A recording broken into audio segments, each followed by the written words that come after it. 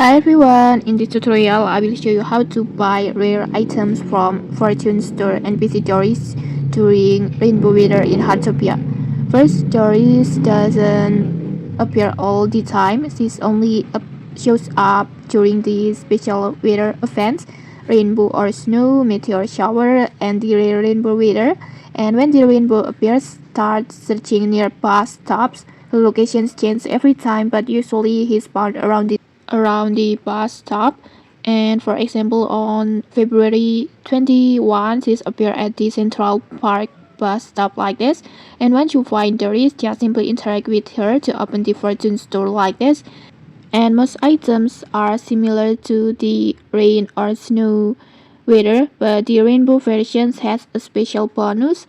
This sells to different colored sugar, and this time the shop contains green sugar and blue sugar like this.